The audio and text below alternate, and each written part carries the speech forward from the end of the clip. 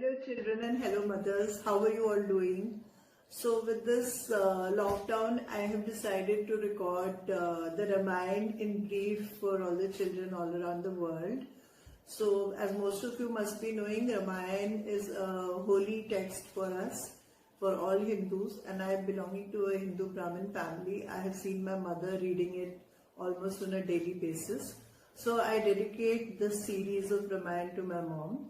And I want to make it very simple for the children so that they connect to the values in the Ramayana and they enjoy the story of Ramayana also during these holidays. So this is the original Ramayana, which I also have a copy. And this is of course written by Tulsi. This is Tulsi Ramayana. It was written by Valmiki before this. And then Tulsidas, I think there must be a picture of Tulsidas here. So Tulsidas wrote this Ramayana and he wrote it in beautiful couplets. So it has a very rhythmic, beautiful rendition in Hindi when you read it. And I can still, if I close my eyes, I can hear my mother singing it out. It used to be so beautiful. So Tulsidas has shared this story which is more than 5,000 years old, and it is the story of an Indian king of Ayodhya of that time, whom we call as Bhagwan Ram. We people of faith, people who are in the Hindu religion, we believe that he was an incarnation of God himself, and he had come down to the earth so that he could teach through his life to the people on how a person should be, how patient he should be, how strong-minded he should be, and what kind of a person should, is the perfect person who can live in this world. So he was a wonderful person, and his story is also very, very beautiful. And in the Tulsi Ramayana, it's been divided into 8 sections. And it starts with the Balkand, which is the childhood, then Ayodhya Kand, then after he grows up, then there is a Aranya Kand, Kishkandha Kand, Sundar Kand, Lanka Kand, Uttar Kand, and Lavkush Kand. So that completes the story of Ramayana, the Tulsi Ramayana. So for those who don't know much about the Ramayana and Ramji, I think this will be also very interesting for them to hear. So do subscribe to my channel, because I will be posting all the videos one after the other as soon as I record them, and enjoy all 10 videos together.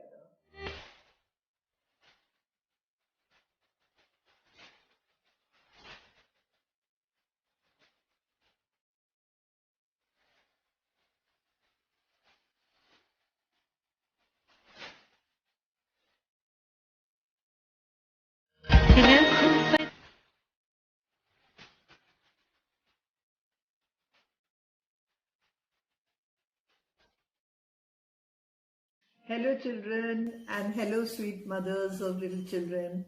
So as I had promised, I'm going to start the first story of Ramayana of King Ram. So King Ram's story is essentially a story of good winning over evil, of how, although he was a prince, he had to live in the forest and he had to fight demons, and how his character is full of patience and love for all, and how he comes out as a very benevolent and victorious king in the story till the end. So let me begin from the very beginning. So there was a beautiful kingdom in India called Ayodhya. This place was really beautiful. It had the river of Saryu flowing through it. There were lots of flowers, lots of greenery. It was a very beautiful place. And the people of that place were even more beautiful. They were very kind-hearted, they were very gentle, very calm, and they loved everybody. They were all very affectionate, nice people. And the people of this land were so nice. The king was even better. The king's name was Lord Dashrath. He was a very benevolent king. He used to look after his people very well. He was very caring and a very, very good ruler. But as luck would have it, he did not have any children. He was deprived of the joy of having any children, although he married 3 times. So he had 3 wives in the hope of getting a heir to the throne, but none of them were blessed with a child. So his wives were Kaushalya, Kekai and Sumitra. So one day when he was feeling very upset about this, he thought of doing a yajna. So in the olden times in India, they used to do yajna, they used to, in the open, they used to, burn the fire and pray to the Almighty, to the forces of the universe, the sun, the moon, the light, everything, so that, whatever negativity is there in this world, that should disappear and positivity should come out. So, and also they would pray for their personal problems like having a child or whatever. So he decided to do a yajna, and during this time there was this very demonic king of Sri Lanka who was called Ravan. And he was a very powerful person, very, very knowledgeable. He was a Pandit with 10 heads, it said. The 10 heads actually means that he has the knowledge of 10 people in one head. But he was using his knowledge for troubling people. So, and he had a, number of followers who were also like demons, who would trouble anybody who would be praying, who would trouble innocent people. So, there was this whole lot of negativity coming from Ravan and his people. And it was affecting even India, Ayodhya, all these places. So when King Ram went to do the yajna and he was praying to the gods were also wanting that there should be something, that needs to be done to wipe out this evil effect of Ravan and his people from the face of the earth. Because, God is merciful, God always wants peace, God always helps us to do the good in this world. So, in India, there's a belief that every time there's too much of chaos and too much negativity, an avatar comes down. God comes in a form of a human being, and he does good to this world and cleanses the negativity from this world. So, keeping that in mind, like when the yajna was happening, the gods requested Brahma. Brahma is the creator of this universe. So, they requested Brahma that please do something. Send Vishnu. Vishnu is Lord incarnate God, as Dashrath's child, so that he can go and kill these demons. So Lord Brahma agreed, and after the yajna, they blessed the sweet which was to be given to Dashrath as a blessing by the Pandit. So there was a big bowl of kheer the Pandit gave Dashrath, and he asked him to offer it to his 3 wives. So Dashrath gave half of it to Kaushalya, she was his first wife, and the rest half was divided between Kekai and Sumitra. Now, it was sweet, blessed by the gods. So as a result of that blessing, after about 1 year, all the 3 wives were blessed with a baby. So Kaushalya had a beautiful baby whom they named Ram. Kekai had a gorgeous son called Bharat, and Sumitra had 2 children called Lakshman and Shatrughan. So now instead of no baby, there were 4 sons in the palace, 4 babies in the palace, and the atmosphere became very beautiful and blessed, and Lord Dashrath was very thankful that his prayers had been answered and he had such lovely bonny babies all around the place. Of course, the most loved and the most sought after child was Ram. And Ram, used to, as a toddler, used to wear those little silver anklets in his feet, which would go chum chum chum every time he would walk. And there are lots of songs to that effect in India, like it says, Thumak chalat Ram Chandra Baje Pejaniya. I'm not too much of a singer, but basically that the little child, when he's running around the palace and the sound of the anklets is filling up the palace, the royal palace, everybody is really feeling very blessed and beautiful and really cheered up by those sounds of the bells of the anklet. So this was the kind of joy that these children brought into the palace. So when the children were a little older, like how old are you right now? I don't know, but when they were about 4 years old, 4 to 5 years old, they were told that they now need to get educated. So the king sent them all to a Gurukul. Gurukul was a school in the olden days where one learned rishi or a learned man used to stay, and he would tell them, the students, teach them good manners, good behavior, the essence of working hard, the essence of respecting elders. All these things he would ingrain into them with the stories of the Vedas and teach them values and make them really hardworking and robust, young men, so that they don't get spoilt in the luxuries of the palace. Generally, the king's sons were always sent to the Gurukul to stay with the Guru. So they were all sent to Guru Vishisht. So Guru Vishisht was a wonderful Guru. He trained them very well, and they grew up into very nice, fine young men. Now when they grew up into these lovely young men, they came back to the palace, and everybody was really happy to see them, that they were such wonderful, strong boys, all of them. And Ram and Lakshman, they were like absolutely thick with each other, very, very best brothers and best friends. Wherever they would go together. And Lakshman, was Sumitra's son, and Ram was Kaushalya's son, but they were like almost twins, so they would always be together and doing everything together. So King Dashrath was always very happy when he looked at his sons. So during this time, one sage who used to stay near the palace in a forest near the palace, he came over to meet the king. Now in those times, if a sage came to meet the king, it was thought of as a blessing for the king. So he blessed the king, and the king was very humbled, and he asked Vishwamitra, what can I do for you? Is there anything I can do for you? So Vishwamitra said, yes, you can do something for me. So he said, what is that? What can I do for you? So he said, when I'm trying to pray these days, I'm again and again being troubled by these two demons. One is Marich and the other one is Subahu. And they live somewhere near the forest, and they keep disturbing me and troubling me. And their mother Tadka also gives them this, permission to go and disturb me.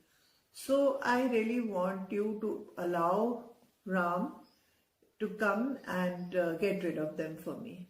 So Dashrath was a little taken aback. He said, Ram is so young. How will he fight these demons?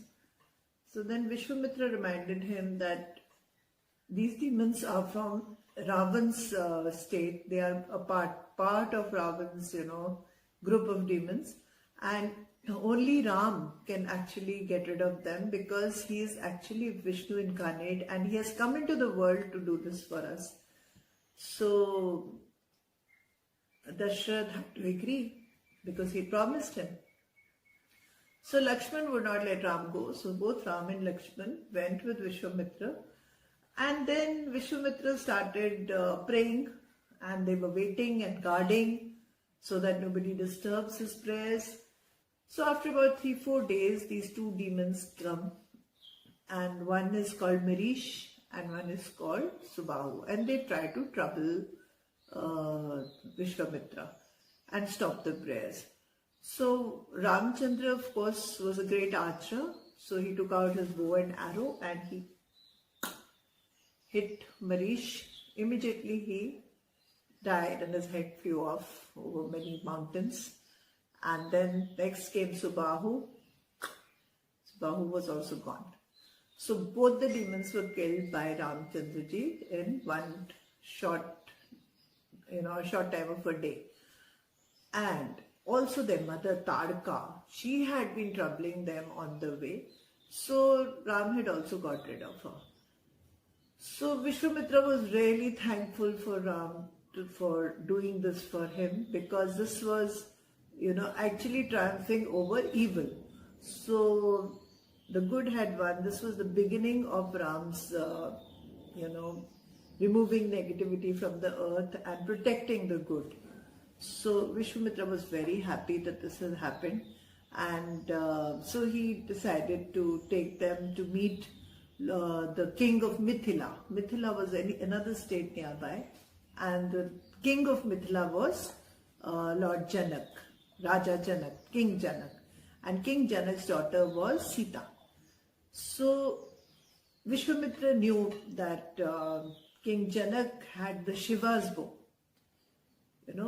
Shivji's bow and arrow, and when he saw that Ram was so good with his archery skills, he wanted to show him the bow and arrow. So when they went to Mithila, the King Janak, he said that, if the bow of Shivji is so heavy, nobody can even pick it up. How do you think Ram is going to try to use it? And he said, if anybody even manages to pick up this bow, I'm going to marry my daughter to that man. Because only God can pick it up. Only God incarnate can pick it up. So when Ram was shown the bow, he was, God incarnate. So he just picked up the bow and he used it, and he just broke it into two and kept it back. So everybody was amazed, because it was such a heavy bow, nobody could pick it up. So suddenly King Janak realized that he's Lord Ram, he's Vishnu himself, and so he said, okay, I'm going to make him my son-in-law, and Sita will be permitted to marry him. And so Sita had another younger sister, her name was Urmila. So Urmila was, decided that she would marry Lakshman. And there were two more daughters in the family, his brother's daughters. And both of them married Shatrughan and Bharat. So there were 4 brides and 4 boys. So King Dashrath was invited to Mithila, and the marriage took place of all the 4 young couples.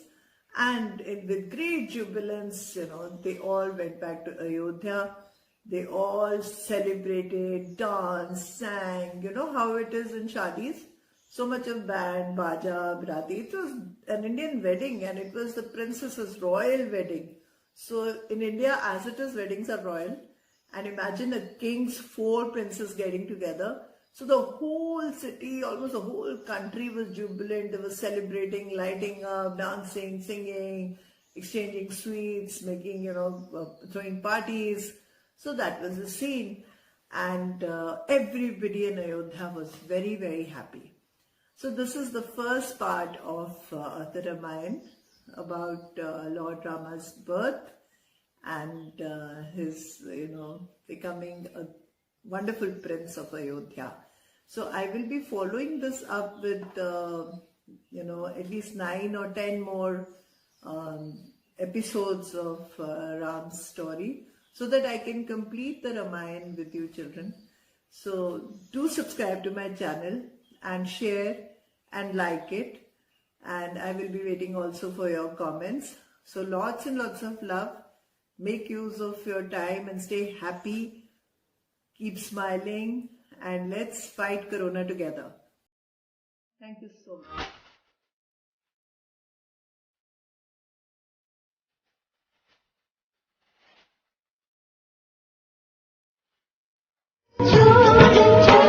लाज पिता के वचन की बचन अयोध्या छोड़ चले हाय.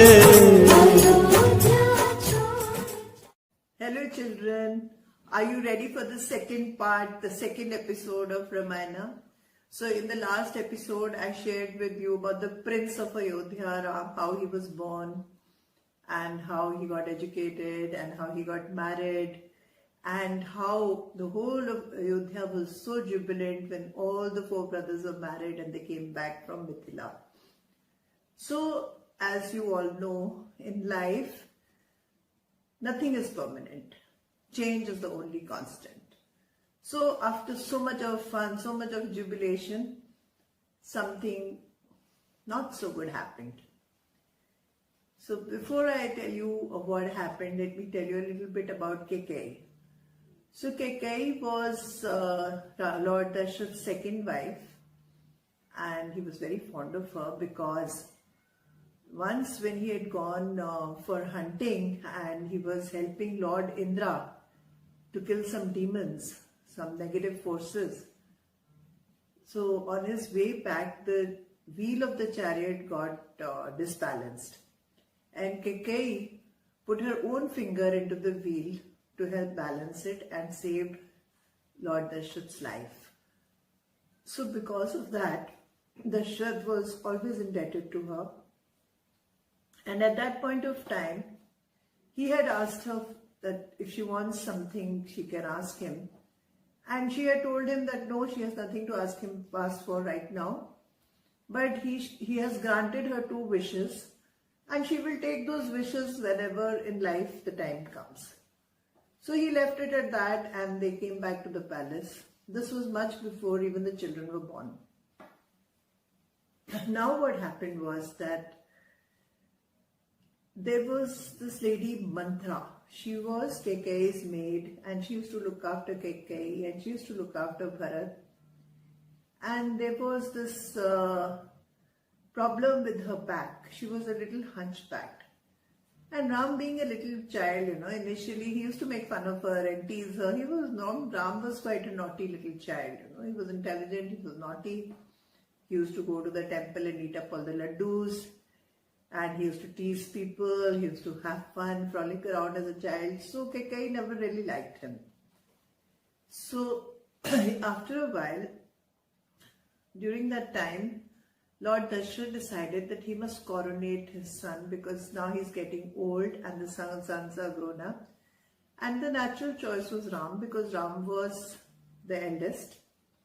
And the eldest is always the heir to the throne in the royalty. So Mantra decided that she should not allow Ram to become the king.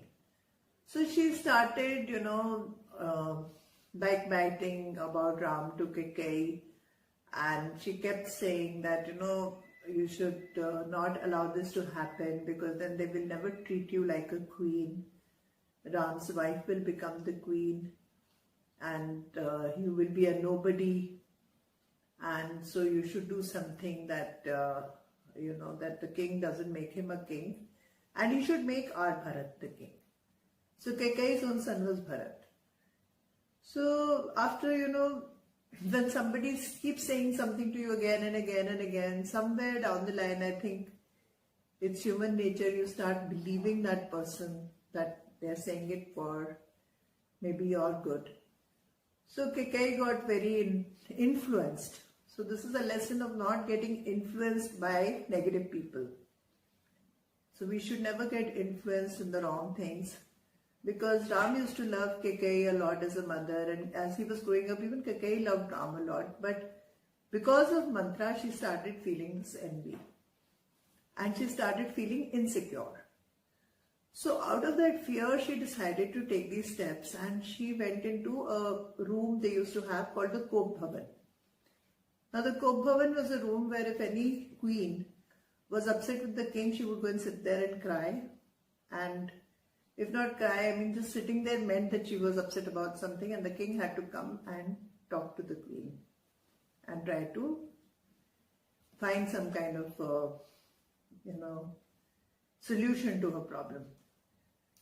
So Kekai went into the Kop Bhavan, and she sat in the room and she howled and cried. And when Raja Dasharatha came into the room, she cried even more. So he asked her what the matter was. And she said that, she reminded him that he had given her 2 promises. So it was time for him to keep his promise. So Raja Dasharatha was a very nice man, as I told you initially. He was a man of his word. He was a very good person, a gentleman. So he said, if I promised you something, I will definitely do it. Because, how it is, promise breakers are shoemakers. Yeah, we used to say that when we were kids. Promise breaker, shoemaker. And in India, there is an idiom that says, Jaan jaye, par vachan na jaye. Which means, once you've said something, you must keep your word, even if you have to give your life for it. So, this is another learning in this story. So, King Dashrath said, okay, I'll do whatever you say. Now, Kaikeyi was not considerate. She was not at all, going to ask for something normal. She asked him that she wanted Bharat to become the king. So she told him that my second wish is that Ram should be sent to the Dandak Van, and not for 1 year or 2 years, but for 14 long years, because she felt that if Ram stayed in Ayodhya, even Bharat would not be ready to become the king, because Bharat used to respect Ram a lot and he was his elder brother. So she knew all that. So when King Dashrath heard this, he felt very, sad, and he went to his room and he was feeling sick. He got a headache, and then he told Kaushalya that this is what has happened, and he told Ram that this is what Kaikeyi wants, that she wants him to go to the jungle and she wants that Bharat should become the king, and she's asking about to give this as a wish which Dashrath had promised her when she had saved his life. So now he was, very confused. He didn't know what to do. So Ram, being the most correct kind of principled young man, he told his father that, Father, if you have made a promise, you must keep it. And don't worry, I will go to the jungles for 14 years. I have no problem. But I will not fail you in your promise. If you have promised her, you must keep it. So the next morning, Ram got ready to go to the jungle. Sita also got ready to leave with him. And when Lakshman got to know that Ram and Sita are leaving, I told you, like last time in the last episode also, Lakshman would never let Ram go alone anywhere. He was very, very fond of him. So he insisted that I am going to go with you. So the three of them, they decided to go to the Van, so that the promise which Dashrath had made could be kept. Now Dashrath was very, very sad. He was not feeling well. He was on his bed and Kaushalya used to take care of him. But Ram, Lakshman and Sita, the three of them left for exile for 14 years to the Dandak Van. So in the next episode, I will tell you how they lived in the Dandak Van and what happened in that forest with them. So till then, I hope you're enjoying the episodes. And if you're enjoying the episodes, give me a like and share these videos, and also comment in the comment section. And if you have yet not subscribed to my channel, please subscribe, so that, and also press the bell icon so that you are notified as soon as I upload the next episode. Thank you all.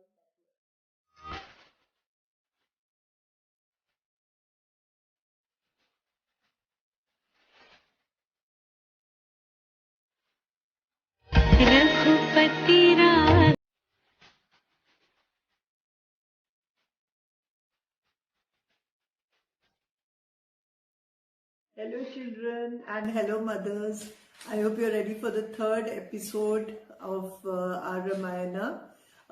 In this episode, I'm going to be telling you about what happened after Ramchandra ji, Sita and Lakshman left for the forest with their charioteer Sumantra. And of course, when they were leaving, everybody was very sad. And even the birds were sad, the animals were sad, and they tried to stop them from going. But Ramchandra ji was very, very definite that he had to help his father keep his promise. So he said, if he has given a promise to Kaikeyi that I will not be the king here and Bharat should be the king, and that I should go to the forest for 14 years, I will definitely cooperate. And so he decided and he left. what a wonderful prince and what a wonderful son and what a wonderful human being Ramji was. So he was God incarnate. He had come to show us that, what are the more important things in life. He could have easily been selfish. He could have easily been angry, that what is this? I'm the eldest. I should be king. Why are you telling me to go? Tell somebody else to go. He could have fought and he could have cribbed or complained. He could have had a long face. He could have cried. He didn't do anything. He just accepted things as they were, and all he did was to be the backbone for his father, and he agreed to go. So this is something amazing about Ramchandra ji, and great value, kind of value is comes across through this act of his. Something which we all can try to, emulate in our lives. That if there are certain things that need to be done, they just need to be done, even if they don't suit us personally. But for the larger good, we should do those things. So after Ramchandra ji went, but it was very natural for King Dashrath to be really sad, because he was his eldest son, he was the heir to the throne, and he was very, very fond of all his sons, and especially he was very fond of Ramchandra ji and Lakshman, and both of them had left. So he started falling ill. He was having headaches, he was stressed, and all this while Kaushalya used to take care of him. Now what happened was, one day when Dashrath was about to sleep and he was not being able to sleep, he was very stressed. So he confided a story to Kaushalya. So he told her that, what, I need to tell you something. So she said, what is it? What is the mystery? So he said, this had to happen. She said, what do you mean it had to happen? He said, when I was a young boy, once I was, at that time the royal princes and all these kings, they used to go hunting in the forests, and they would kill a deer or a lion and bring it back. It was a normal thing to do in those times. I'm talking about 5,000 years back. Now nothing of this is allowed, right? We don't kill animals. We're not allowed to kill any wild animal because animals are getting extinct. So we preserve wildlife. We don't do any such thing. And if we do anything like that, it is punishable. But at that time it was not, and it was a normal thing for a king to go hunting. So when he was going hunting, he heard some noise and near the riverside, and he took out his bow and arrow, and he just aimed without really seeing what he was aiming at, and he let his arrow go. And suddenly he heard screams. So he realized that instead of an animal, he had probably heard a man. So he ran to the riverside to find out who it was.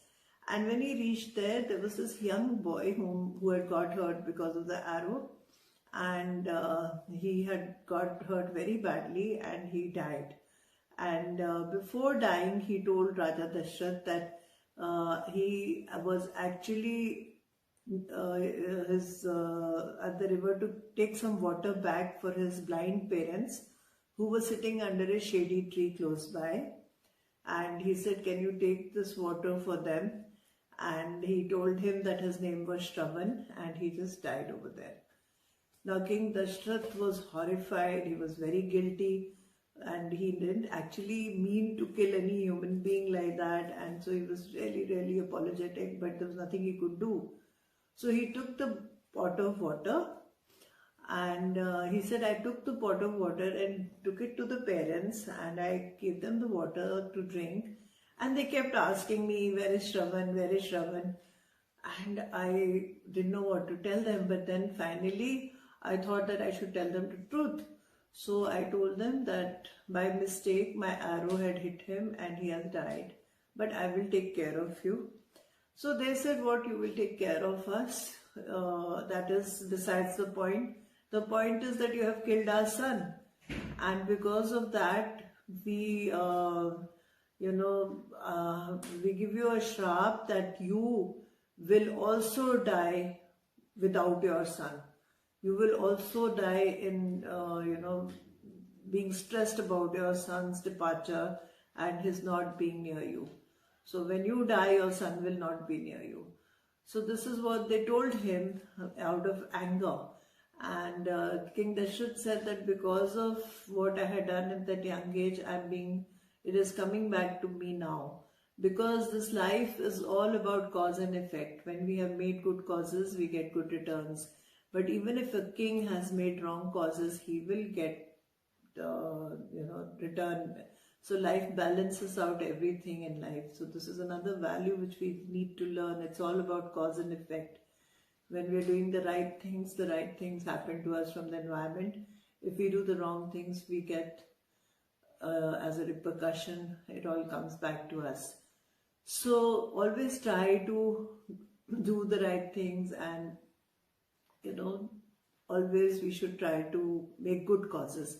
But sometimes unknowingly also we can create such causes like Lord Dashrath did. He created a major negative cause in his life, and because of that Ram had gone, and after telling the story to Kaushalya, he cried a lot, and he just slept, and he died in his sleep. So it was very sad, and at that time even none of his sons were with him. Bharat and Shatrughan had gone to visit their Mamaji, their uncle, maternal uncle, in the land of KK, and Ram and Lakshman and Sita, they were in the forest. So it all came true that he died without having any of his sons next to him. So because of the curse of Shravan's parents, Raja Dashrath died with a broken heart without any of his sons with him. So at that time, it was a very sad situation. And when Bharat and Shatrughan, who had gone to visit their maternal uncle at the kingdom of KK, they came back, and they realized, they were told that King Dashrath has died, and KK was asking Bharat to become the king. So Bharat was very angry. He said, what is this nonsense? Ramchandra ji is older than me. He is my bhaiya. He is an older son, and he should be the king. So how can I be the king? It is wrong. But so Kekai was taken aback, because she never thought that her son Bharat would react like that he was so fond of his brother that he refused to even become a king. So, and she had, talked to Dashrath and taken a promise only in the hope that Bharat should be king and she should be the king's mother. So, in a minute, like, Bharat cancelled all that, and he said, no, I am not going to be the king. I am going to go and get Ramchandra ji back so that he can rule Ayodhya properly. So he decided to leave and go look for Ramchandra ji. In the meanwhile, Ramchandra ji, Sita and Lakshman, once they had reached the banks of the Ganga, they sent Sumantra back. Sumantra was Raja Dashrath's charioteer, and then they crossed the river in a boat, and after that they went to Rishi Bharadwaj's ashram. Now when they went with Rishi Bharadwaj, Rishi Bharadwaj told them that, you should go and stay in Chitrakoot. So Chitrakoot is a very nice place near the river Yamuna, and it has a nice mountain side, and it's full of greenery, so you can stay there. You will be able to enjoy yourself and stay relaxed in that area. So they all proceeded to Chitrakoot, and there they made a little hut for themselves, and they were living in the jungle as desired by Queen Kekai. Now Bharat went looking for them, and he met Sumantra, told them that they have left in a boat, and he found them in Chitrakoot. So he reached Chitrakoot, and he told his brother Ram Bhaiya, please come back. I am not going to be the king, because you need to be the king. Because you're the elder brother, you're the eldest son. So Ramchandra ji said that, our father had promised your mom that he will give her 2 wishes because she had saved his life. And I don't want his promise to be broken. And your mother has requested that I should stay in the forest for 14 years and that you should be the king during this time.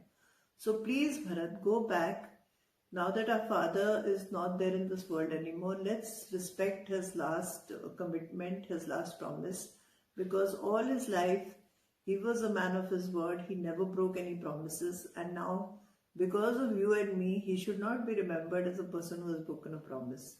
So let's just be good brothers and good sons, and you go back and you take care of the kingdom, because Ayodhya needs you at the moment. So since the elder brother told Bharat, he said all right, but he said, Ram Bhaiya, can you give me your sandals? So Ram was amazed, why is he asking for my sandals? So he said, all right, you can take my sandals. He said, please give them to me as a blessing. So he took his sandals and he went back to Ayodhya.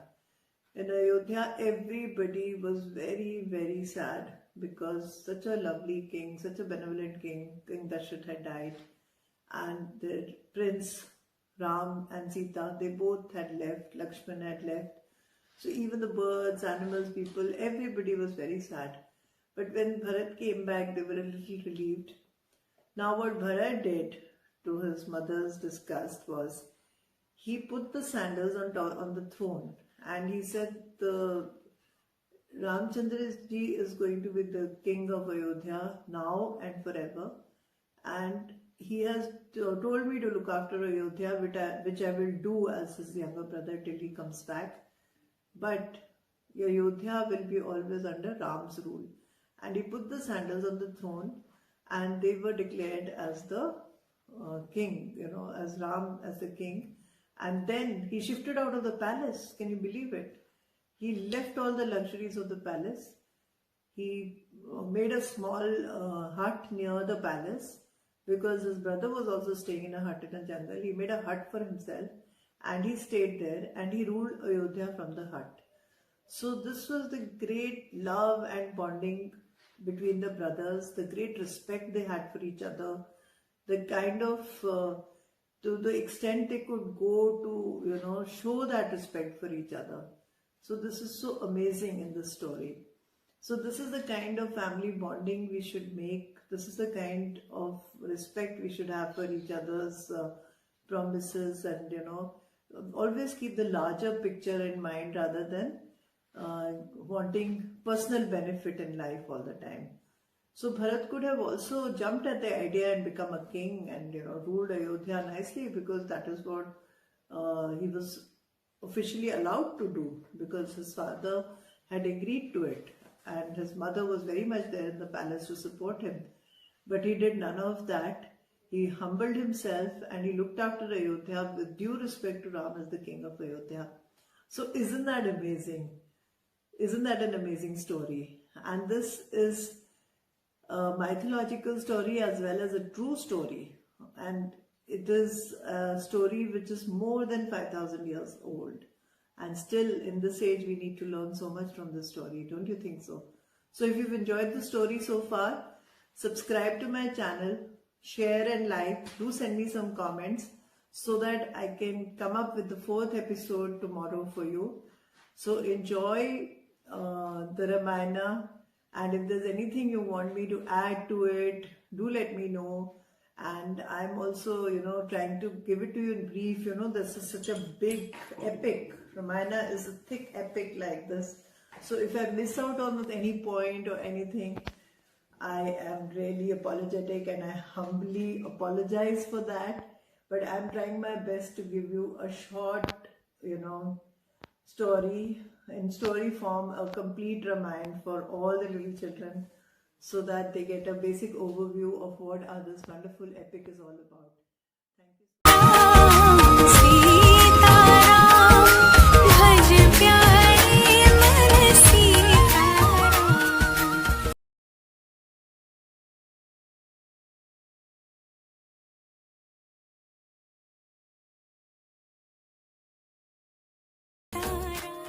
Children, how are all of you? So I've come with the 4th episode of Ramayana for you. And in the last episode, what we remember is that Ram and Sita had left was staying back at the forest, and Bharat went back to Ayodhya. So now when Ram, Sita and Lakshman were in the forest, they started roaming around a little bit around Chitrakoot, and they felt that now that everybody had come to meet them in Chitrakoot, it was not a very safe place for them to stay because everybody had come to know that they're there, and they felt that they would keep coming back and they would keep telling them to come back to Ayodhya. So they thought that let's move from here and let's go and stay somewhere else. So they started walking and they went to a place called Panchavati.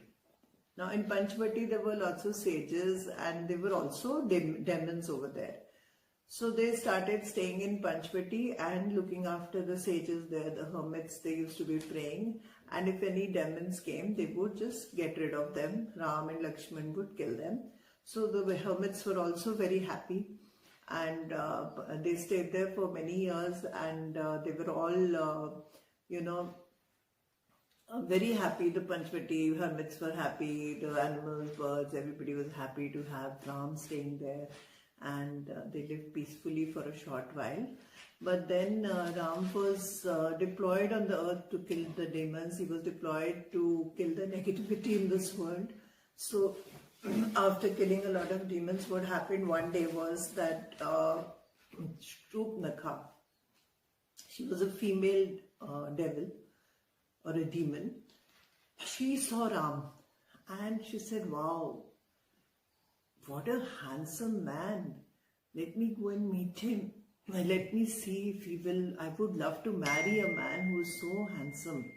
So she went to Ram's cottage and she said, "Why don't you marry me?"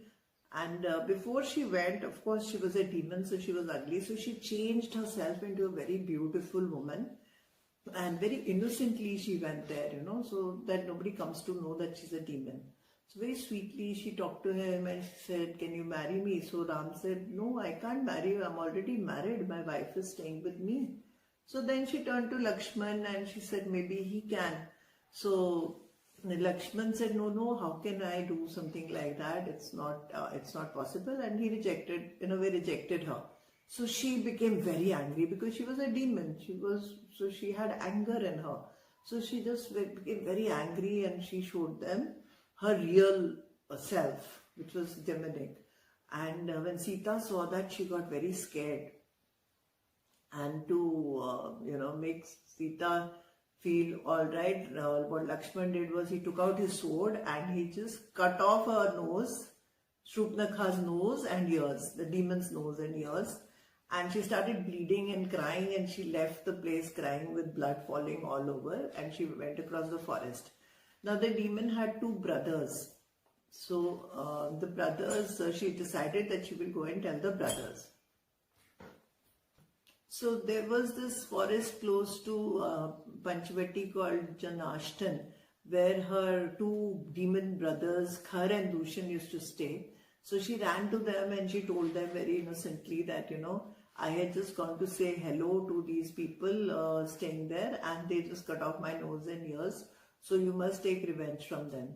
So they got very angry. How could anybody dare do this to our sister? So they decided to go and attack. So Khar and Dushan, they ran, with their swords and everything, and they took almost 14,000 soldiers, demonic soldiers with them, and they decided to attack Panchavati. And when they were coming, Ram saw them coming, so he told Lakshman that you hide Sita in a cave and I will manage this army myself of demons. And then Ram, of course, was the Lord incarnate. He had a lot of super, powers in him. So he took out his bow and arrow and he started aiming at the army, and he killed Dushan and Khar immediately, and he killed the rest of them. And when some of them were left, they tried to make truce with Ram and they said, "Okay, we will not kill you, but you give us the woman you have, that means Sita, we will take her and we will leave you because you have cut off Shruti nose and ears." But Ram did not listen to that. He said, "No, I don't do any such kind of deals with demons, and either you run away or I will kill you. If you run away, I will let you be." So they all ran for their life, and the scene became a little peaceful over there. But then Shupnakha was very upset still because she wanted them to kill Ram and Lakshman. Instead, she lost her brothers. So then she ran to her eldest brother. Her eldest brother was Ravan, the king of Lanka. And he was very powerful. So she went and complained to him. And when Ravan got to know that Ram had killed so many demons and his brothers, and he had cut off his sister's nose, he was very, very angry. And he did not take any time to act. He said, I am just going to go and take my revenge from this person immediately. So what he did was he made a plan on the way and he came to Panchvati. And before that he went to Marich. You remember Marich, the demon which Ram had hit an arrow and he had gone tossed over the oceans and he had killed his brother Subahu, Tadka's son. So Marich had somehow got saved and after moving away from that scene, and Ravan went and approached him. He said, I know that you can turn into any animal of your choice. So I need your help because I want to take revenge from Ram.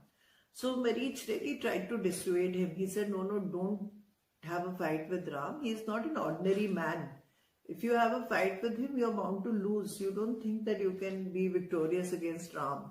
It's totally, your ego and anger which is making you do this. You should not do that. So, but Ravan was very angry. He said, are you not going to listen to me? So then Marich thought to himself that if I say no, Ravan will kill me. And if I agree, then I will die in the hands of Ram. So he thought in any case it's better to die in hands of God, in hands of Ram, than, let Ravan kill him. So he agreed. So he turned into a golden deer. So he became a very beautiful golden deer, and Ravan told him that you go into the forest and you lure Sita. You keep, moving around so that she sees you and she wants you. And then when Ram comes after you, I will go and pick up Sita and take her to Lanka. So that was the master plan. So what they did was that Marich became a golden deer and he just showed himself to Sita around the, small cottage they were staying in. He would run across and go into the jungle, and Sita spotted him. And as it was planned, she, as soon as Sita tells Ram that please get me the golden deer from the forest, Ram decides to go, but then he tells Lakshman to take care of her, and he says, okay, I'll go and get the deer for Sita, you be here and take care of Sita. So Ram goes into the forest, and when he goes to the golden deer, he realizes that the deer is actually the demon Marich, and he quickly takes out his bow and arrow and he kills him. Now the deer is very, very smart. He knows that Ram is, killing me and Lakshman is still at the hut. So how will Ravan manage to go and pick up Sita? Because Ravan had told him that he must make sure that Lakshman and Ram both come out of the hut. So he changes his voice into Ram's voice and he starts calling out for Lakshman and Sita. So he starts screaming for Lakshman, and Sita hears him. And then Sita tells Lakshman that I think your brother is calling you. I can hear him. Why don't you go? So Lakshman first says, no, he told me not to leave. He'll come back. But then Sita becomes very anxious. So Lakshman draws a line in front of the hut, which is called the Lakshman Rekha, which means Lakshman's line. And he tells Sita that please don't step out of this line and you will be safe. And I will just go and get Ram back. So he also leaves. And the minute he leaves, Ravan is waiting for this opportunity. He sees that both the brothers are out. So he quickly turns into a hermit and a sage, and he goes and asks Sita for some food or some, alms. Now Sita sees a sage outside, and she's full of respect for the sage, but she says, I cannot give you anything because my brother-in-law has said that you cannot cross this line. So, but he insists that he's hungry and he should be given something. So she brings some food and comes out. And when she comes out, Ravan steps back so that Sita has to take a step forward. So she just takes a step forward from the line, and Ravan immediately picks her up, puts her in his chariot and goes away to Lanka. And when Lakshman and Ram come back to the cottage, they find that Sita is missing. And they're horrified because they know that this is something, not right. Somebody has played a game with them and taken away Sita from the cottage. So they start looking around and they go back into the forest to find out where Sita is. So Ravan is very, enamored by Sita's beauty, and he asks her to marry him. And Sita refuses, but he just takes her to Lanka. And then what happens in Lanka and how Ram and Lakshman, follow Sita to Lanka, I will tell you in the next episodes. So if you have enjoyed the story so far, do subscribe to my channel, press the bell icon, share it, like it, give me some comments so that I know you're enjoying my story of Ramayana. And if there is anything you want me to improve, do let me know. At the same time, if you feel that, there is some discrepancy in the story.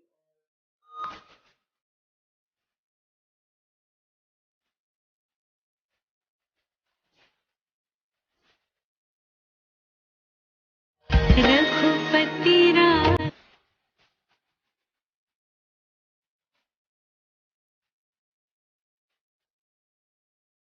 Hello children and hello dear mothers.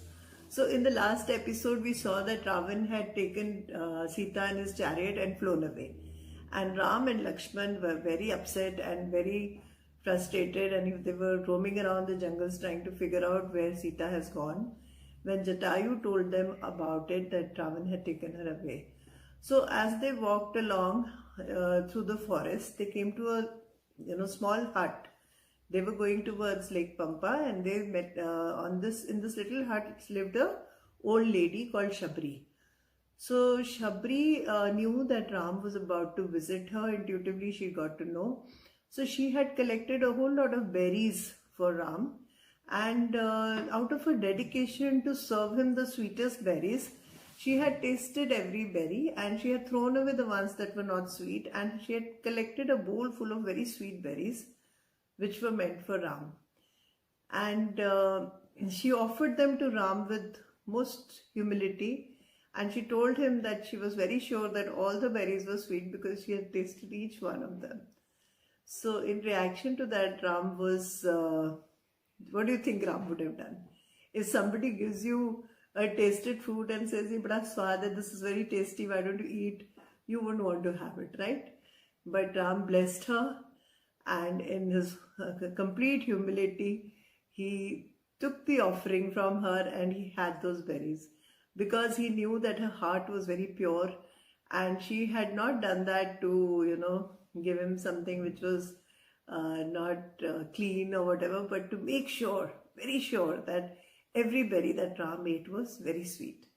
So this episode shows Shabri's pure-hearted and innocent dedication towards her God, her Lord Ram, and also Ram's great humility to accept those berries. So what it reminds us is that actually in life it is the heart that matters most.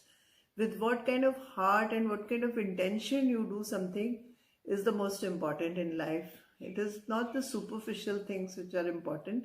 It is the intent, the kindness, the love in your heart that matters.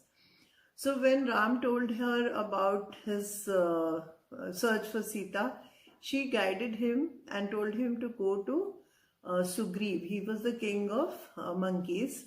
And she said, "You go visit Sugriv and he will surely, with the help of all the monkeys he has, help you to reach Lanka and find Sita." So that Ram took her advice and moved on towards Lake Pampa. So as they walked along Lake Pampa, they came to the foothills of mountain Rishamukh. Now, when they were trying to walk up the mountain, the king Sugriv, the king of the monkeys, he had a palace on top of that mountain. and he could see them coming. So he got a little suspicious. He thought maybe somebody is coming to kill him, because he had had a fight with his brother Vali, who had not only taken over the kingdom of Kishkinda from him, he had also run away with his wife, Sugri's wife. So he thought maybe Vali is sending somebody in order to kill him or something like that. So he sent his main minister, his chief minister, who was Hanuman, who was the son of the wind. And he told Hanumanji that you please go and check who is coming, who is trying to climb up the mountain of Rishimukh, our mountain. So Hanuman came down, and when he came, he realized that, oh, Lakshman and Ram were there. So he immediately bowed to them, and he was, full of respect for Ram, because he knew that Ram was an incarnation of Lord Vishnu. Intuitively he knew that, because he had been his disciple always. So he told Ram and Lakshman not to worry. He made them sit on his back and he flew up.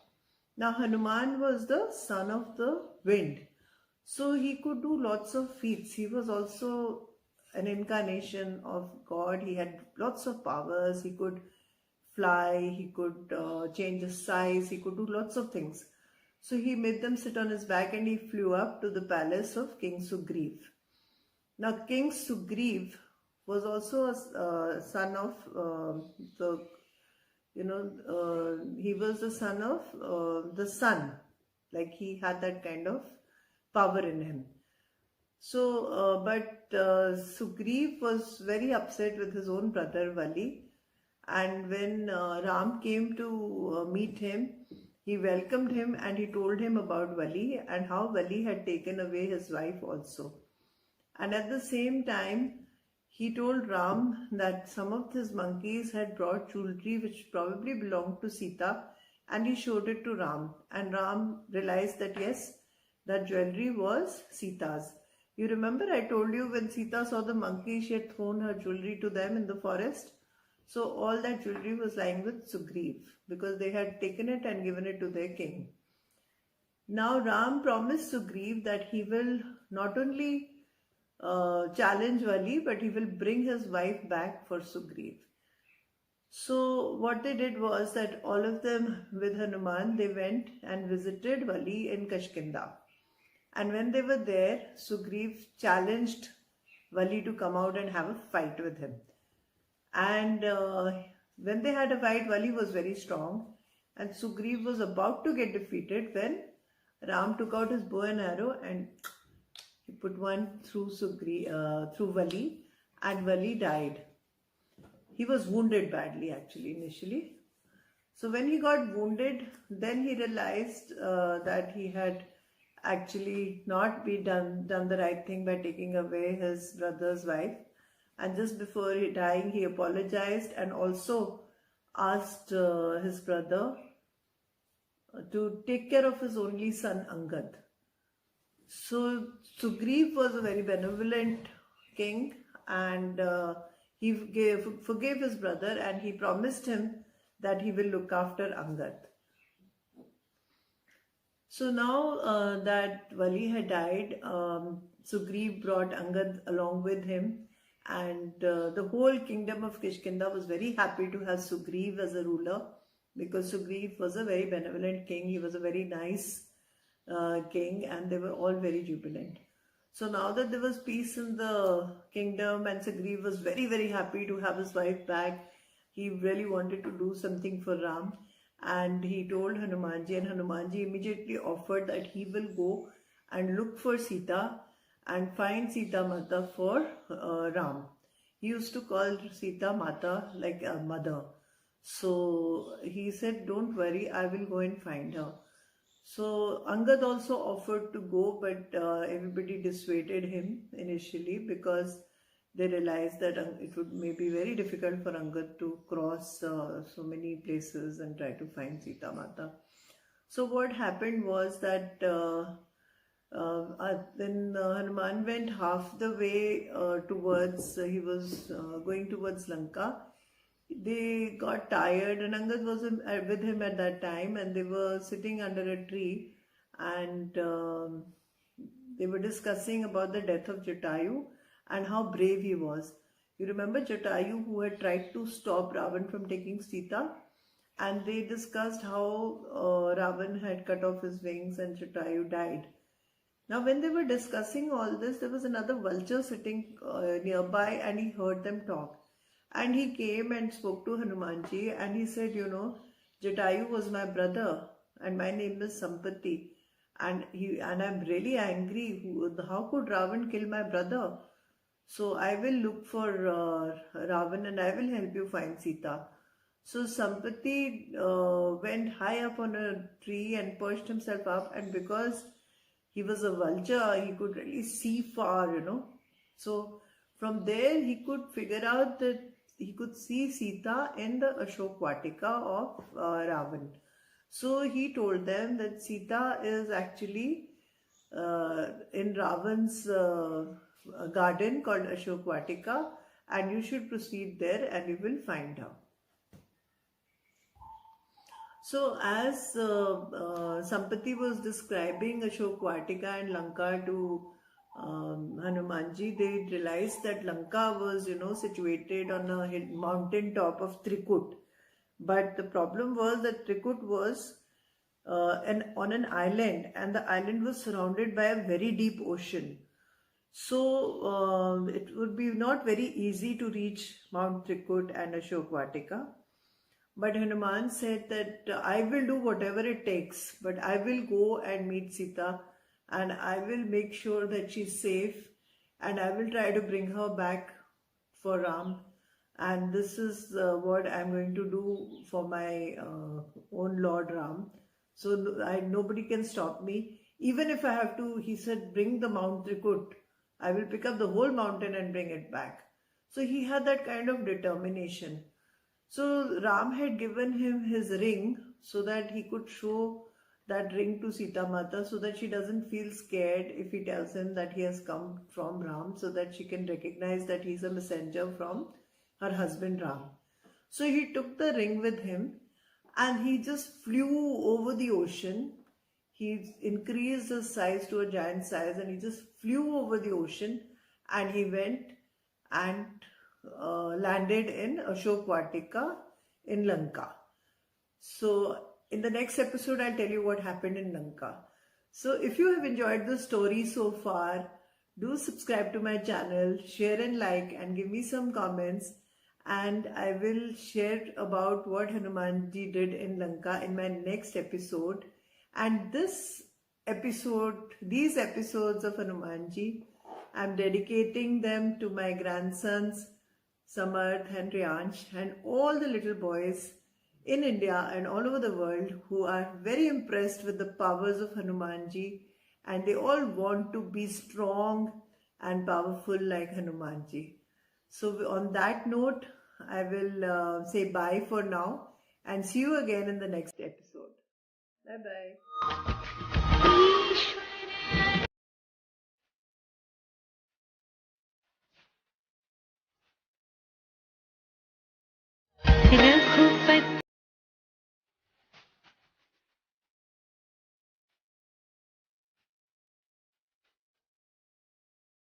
Hello children, and hello dear mothers.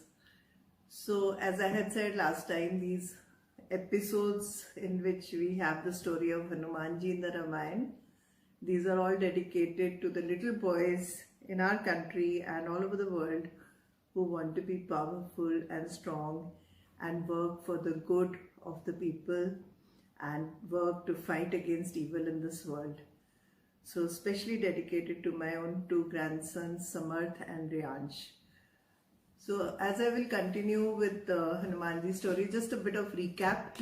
In the last episode, we saw that Ramji had helped Sugriv get his wife back, and then Hanumanji had promised that I will fly to Lanka and I will get Sita back, and with the determination of helping Ram and Sita, who were like his parents, who were like his most beloved mentors, he knew that they were God incarnate. He knew they were like avatars in this world, in the universe.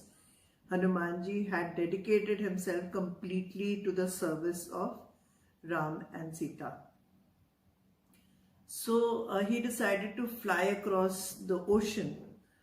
As you know, Sita was taken to Lanka by Ravan, and she used to stay in this place which was, Lanka was an island and it was surrounded by a big ocean, the Indian Ocean. So it was important to fly over the ocean to reach Sita. And Hanumanji was, as it is, the son of the wind god, and he could fly. He could make himself huge, he could make himself small, he could do any kind of feat. So he decided to fly over the ocean. It was not so simple that he would just fly and he would reach. He had obstacles on the way. And the biggest obstacle that came on his way was in the form of a huge serpent demon, Sursa. So this serpent came out of the ocean and opened its mouth wide and tried to swallow Hanumanji, and so that he would not go to Lanka. She was protecting Ravan. So Hanumanji immediately, grew, made his body so big that she was not able to, cope up with the size of Hanumanji, and she tried to make her mouth even bigger so that she could swallow him. And when she really made her mouth big, Hanumanji quickly brought himself to a small little Hanumanji and he just flew away. So this episode, I used to find it very amusing and very interesting when I was a child myself. I did not really understand what it meant, but the whole idea of being able to change your body size to a huge body size and to a small body size really used to enamor me. Now I see it in a different perspective. So can you guess what the meaning behind this changing of size is? So it actually tells us that as required in this world, we should be able to manifest our bigger self when required. And when it is important for us, we should also humble down. We should bring ourselves to that smaller level where we can, escape the demonic forces by doing that. So to deal with the negatives in our lives, sometimes we have to overcome them with huge strength, and sometimes we have to bring ourselves down with humility and just let it pass. So both these things are equally important. So Hanumanji went and he slipped away from Sursa's mouth. He had made himself very tiny so he could slip away, and he flew over the ocean to Lanka. And when he came to Lanka, guess what happened? It was not easy to enter Lanka. There was a guard there, a female demon called Lankini, standing there. She stopped him. She said, "Where are you going? You can't enter Lanka." So now it was time for Hanumanji to increase his size again. So he just took a deep breath and became a huge Hanuman. And Lankini saw his great stature and she got nervous and she got scared and she just let him in. So after that, Hanumanji went inside Lanka, and then he tried to go into the palace. He saw there were lots of queens sleeping, but Sita was nowhere. And then he remembered that she was probably in the Ashok Vatika, which Vulture Sampati had told him about. So he went into the garden.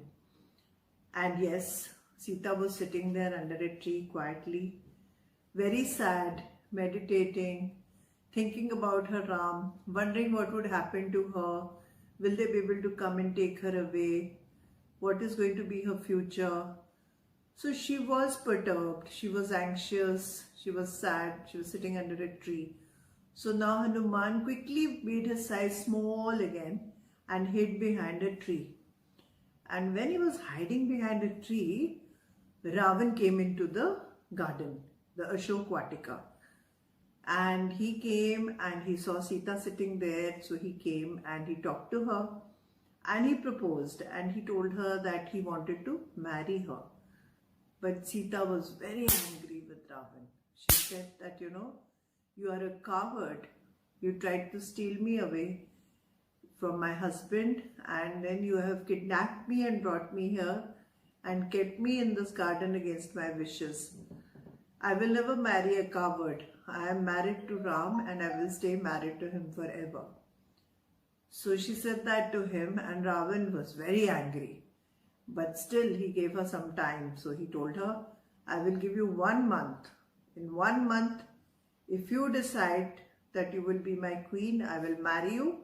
Otherwise, I will kill you. So he said that to Sita and he went away. And all this while, Hanumanji was hiding behind a tree and watching the scene. After Ravan went away, Sita started crying. Naturally, she was alone, she was sad. So to cheer her up, what Hanumanji did was, he had brought the gold ring which Ram had given him. He just threw the ring into her lap. And that when Sita saw, my God, some ring, she picked it up and it was the ring which was Ram's ring. So she cheered up immediately. She said, my God is somewhere here, my Lord is somewhere here. He sent me his ring, and she started looking around, and then Hanuman came out from behind the tree and he greeted her with folded hands, and he told her that he was a messenger from Ram and that she should not worry, he will very soon come and take her away from the clutches of Ravan. So that really cheered her up. So she was very happy.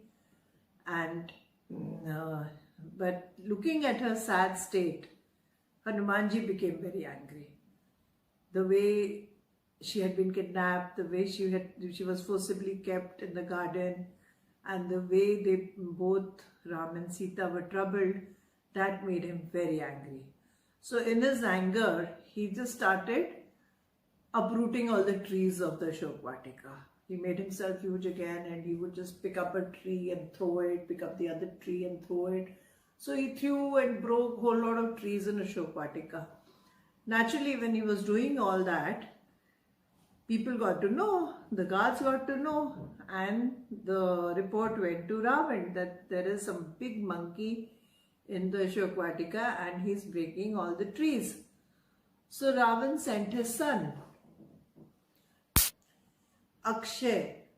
He sent his son Akshay to go and check what was happening in the Ashok Vatika.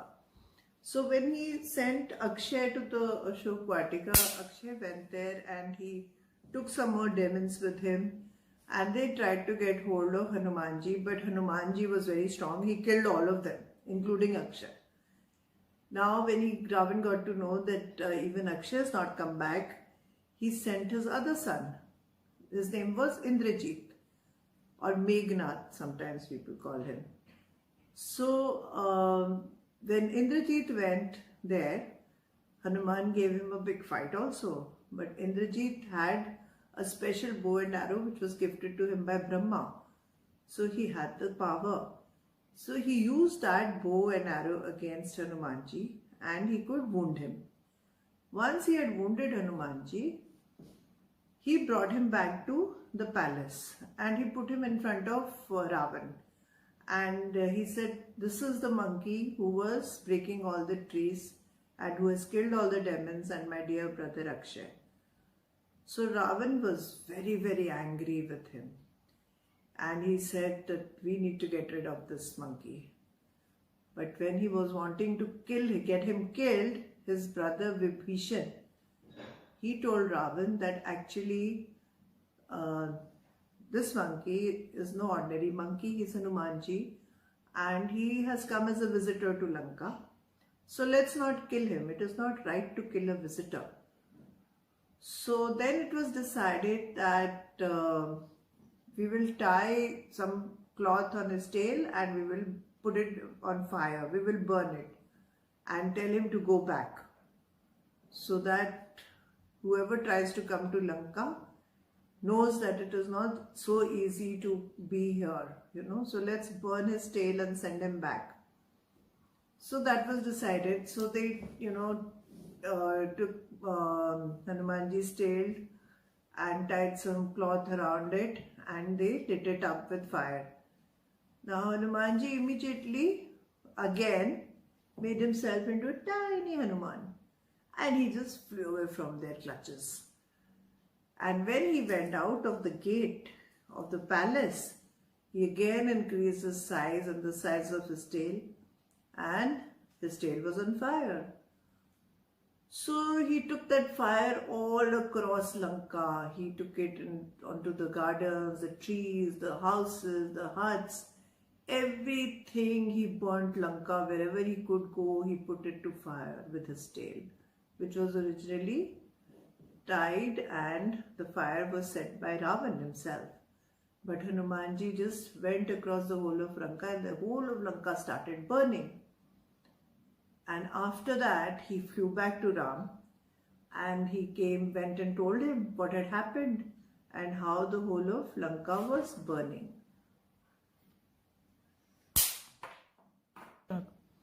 So Hanumanji had come back to Kishkinda, and he had burnt the whole of Lanka and come. So if you found the story interesting so far, do subscribe to my channel, share and like, and stay connected, because in the next episode I'm going to tell you what happened in Lanka and how Ramchandra ji finally managed to reach Lanka and do his duty of saving Sita from the clutches of Ravan. So stay connected and do write it in the comment section. I will be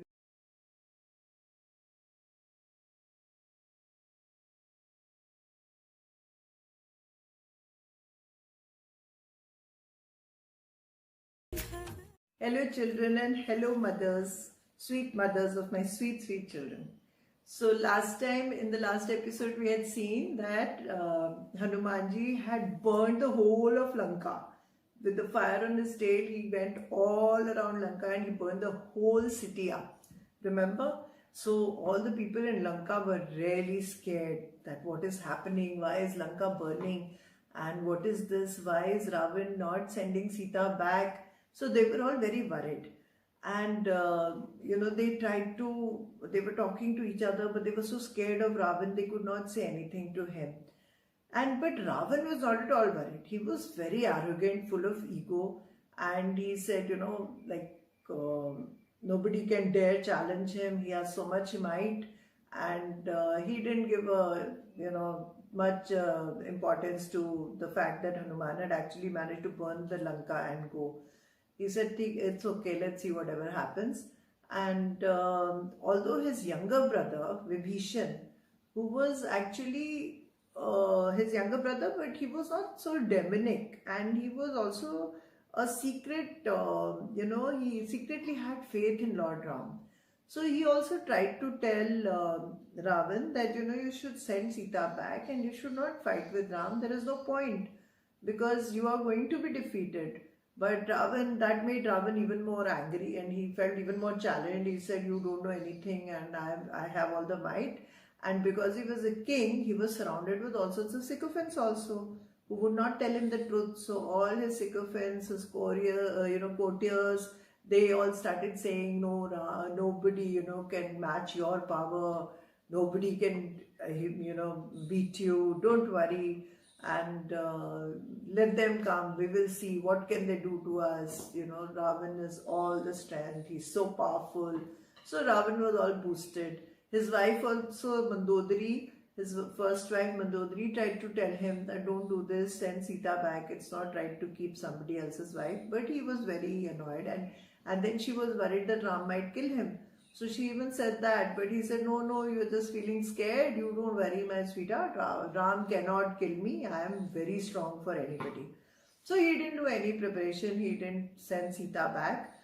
And instead, he decided that, he will do something so that Sita agrees to marry him. So he called a magician to his court, and he said, you make a illusion of Ramchandraji's head, and I will take it to Sita and I will show it to her and say that Ram has been killed in the war and now he is not there anymore, and then she should agree to marry me. So that was his plan. So till then all his other plans had failed. The demons had tried to scare her, but she didn't get scared, and she used to keep refusing to marry Ravan.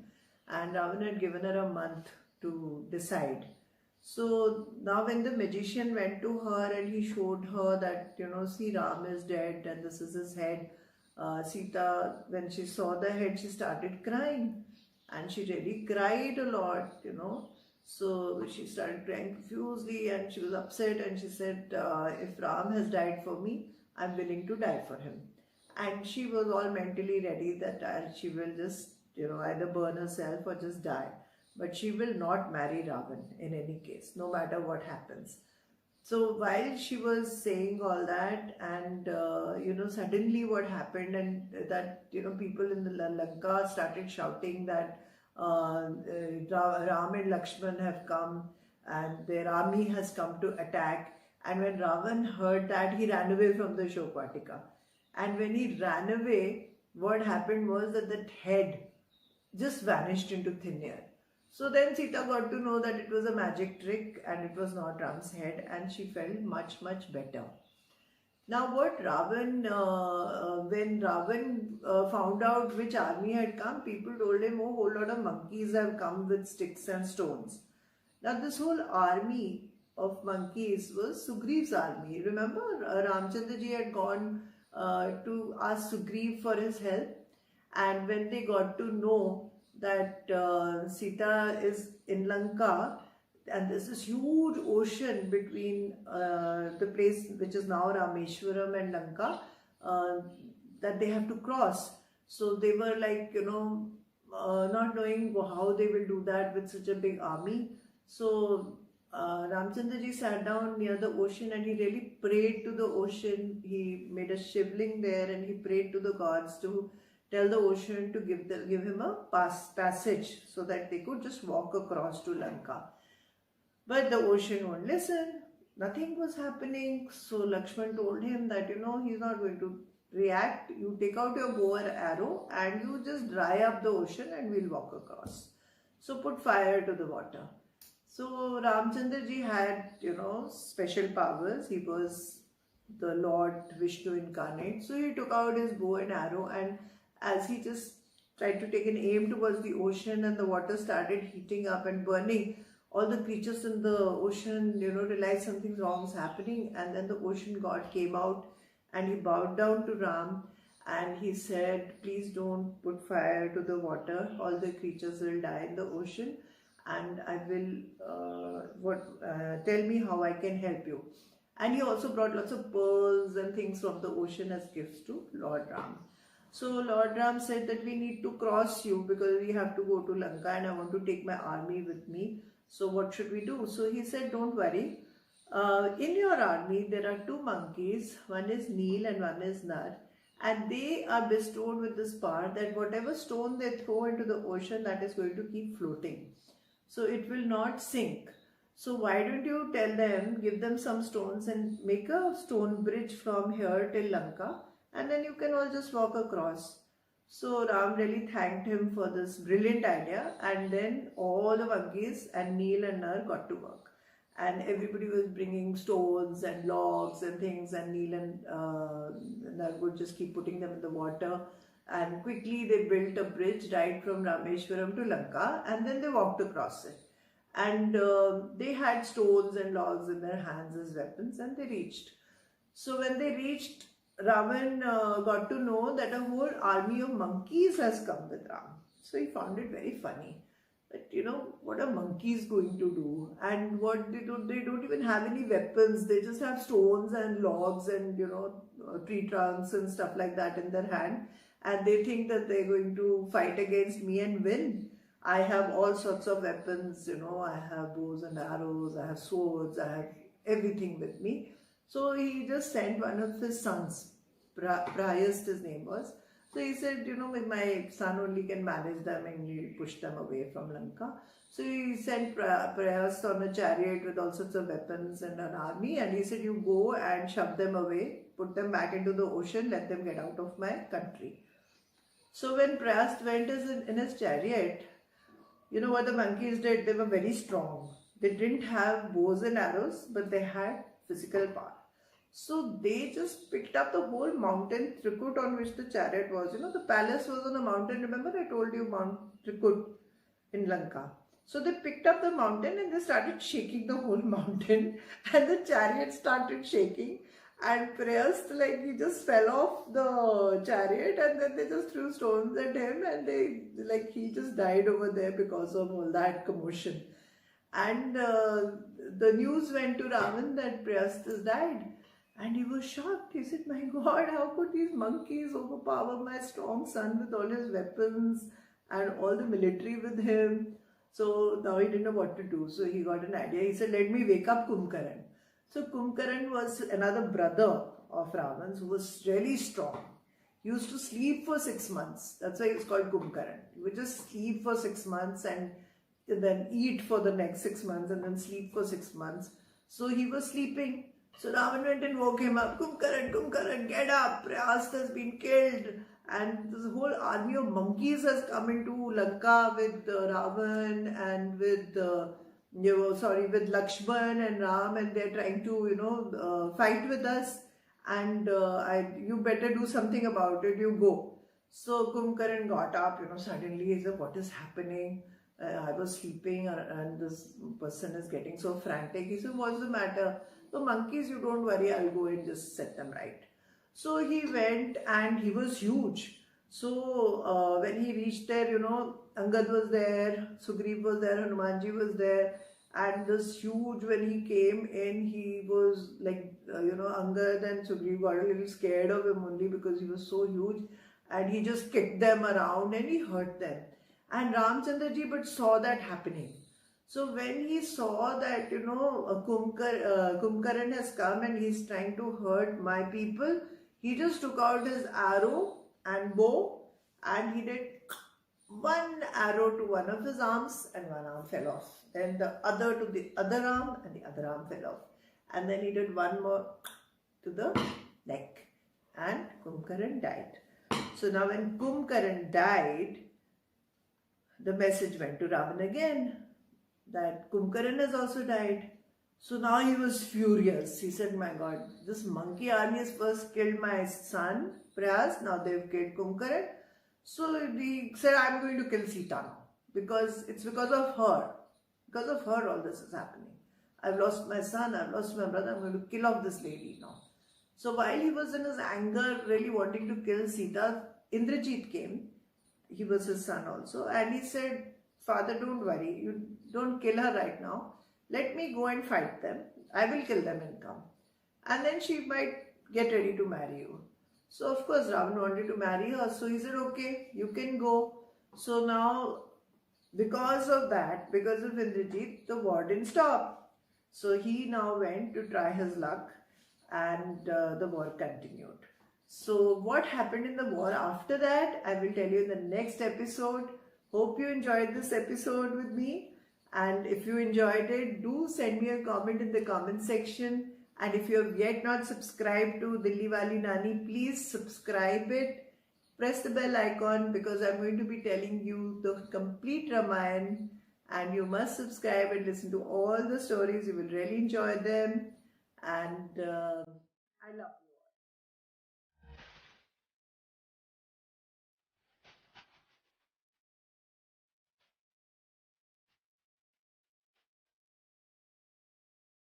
So hello dear children and sweet sweet mothers of dear children. So in the last episode, you remember what had happened? Ravan was about to kill Sita, but Indrajit, his son, stopped him, and he said, now I will go and fight with Ram, Lakshman and the monkey army, because the monkey army had managed to kill Prayas and his brother Kumbhakaran. So Indrajit also was, very blessed with all sorts of powers, and Lord Brahma had given him a very special power with which he could become invisible. So he could fight, just become invisible and fight. And because of that, it was very difficult for the other people to really fight him. So because of these powers, he was very confident that, this monkey army and these two boys who have come, I will be able to kill them. So just don't worry. So he went to the field and he started fighting with them. And because he turned invisible, he managed to hurt Ram and Lakshman, and they fell down. And he was very happy that he killed them. So he went back to tell Ravan that he has won and the monkey army is defeated.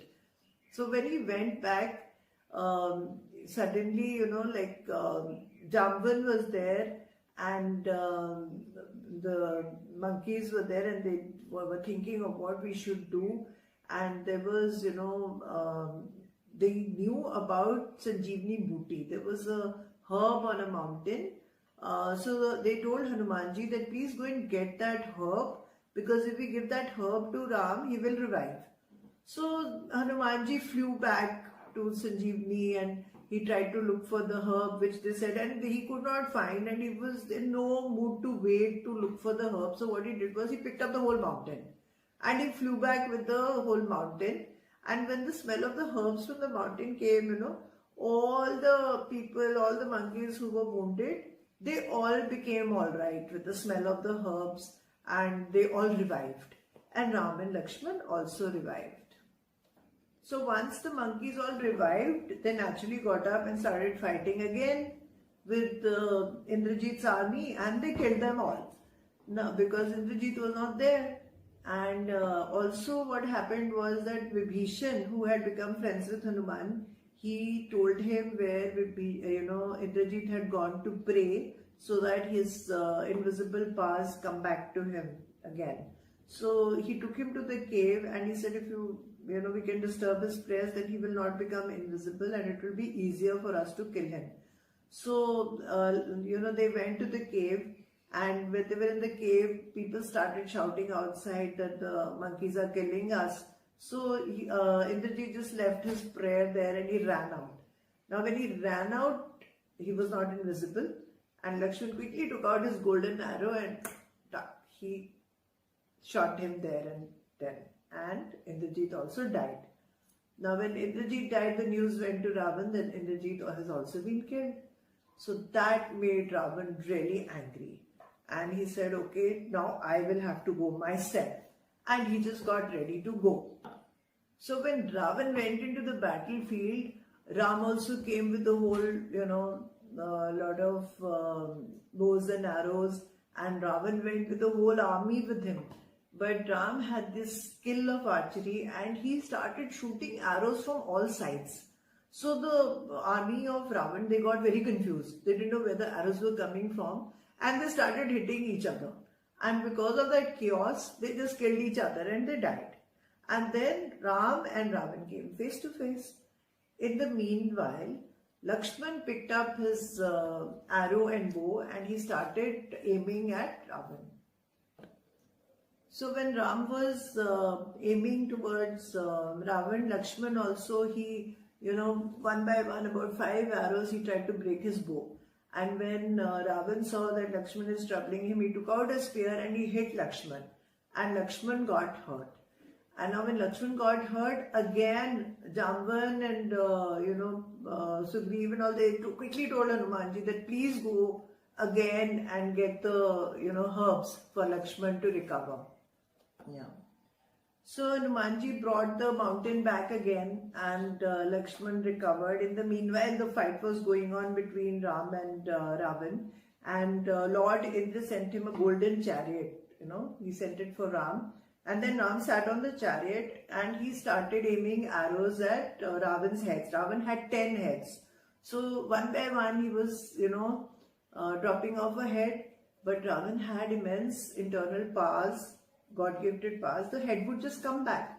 So he just won't die because he was blessed with the, he was given this vow that nobody will be able to kill him easily. Only if somebody would hurt him in the navel.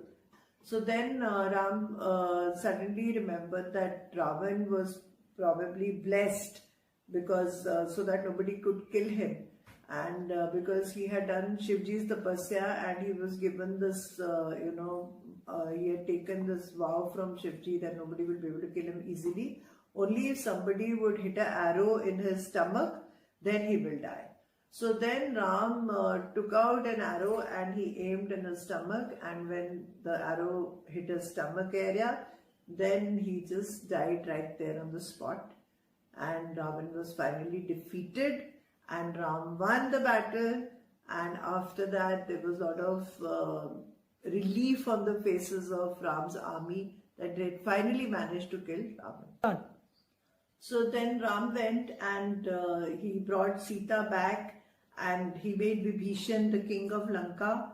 And Sita prayed to the fire goddess, and she even walked over burning coals to prove her devotion to Ram. And the fire goddess blessed her and asked Ram to take her back to Ayodhya as his queen. So after that, Ram, Lakshman and Sita, they went back to Ayodhya, and the whole city of Ayodhya was very jubilant because 14 years had been over and Ram finally was coming back to the kingdom. Bharat was very excited. He was waiting for them, and all over Ayodhya people had lit lamps and lighted up, and there were fireworks, and people were really celebrating the fact that finally good had won over evil. Ram had managed to kill the king of demons, Ravan of Lanka. The purpose of his life, why he was born as Vishnu, an incarnate of Lord Vishnu, as a human being, was, achieved. And so there was a lot of jubilation. Until today, in our country, in India, every year on that same day, when Ram and Sita had come back to Ayodhya, all of us in India, we celebrate Diwali and we light lamps and we pray. And Sita is also like an incarnation of Lakshmi, of goddess Lakshmi. So we welcome Lakshmi back into our homes, into our cities. So with that, intent and with that love, we all celebrate this day, even till date. Although this story is more than 5,000, maybe even, we don't even know how much more, but definitely more than 5,000 years old. And there is a lot of debate whether it is only mythology or whether it's a true story, but most Indians like to believe that it's 100% true story, and there are a lot of reasons to believe that. But whether it is a true story or whether it is a mythology, it really doesn't matter to us, right? So children, we just love the story, don't we? The story is eternal. It is so interesting. It has so much of drama in it, and there is so much to learn from this story. How Ram has taught us how to be patient, how to be calm, and how to also fight evil. How Sita has taught us not to be scared and not to be defeated if any demon tries to scare you. How Hanuman has taught us that we should be always true friends. And there are so many lessons that we have learned from Ramayana on the way, haven't we? So if you can think of all the lessons that we have learned in these stories, please do send me the comments. What are the lessons you have learned through Ramayana, through this story? And share them with me. I'm really looking forward to your comments. And do subscribe to my channel if you have still not subscribed. And press the bell icon so that you get to know what other stories are coming up. And also do tell me if there are any particular series you want me to tell you. So I will be doing a series of Akbar Birbal very soon for you. And there are other very interesting stories which I really want to share with you, my favorite stories of childhood. So I'll be seeing you soon. Love you all.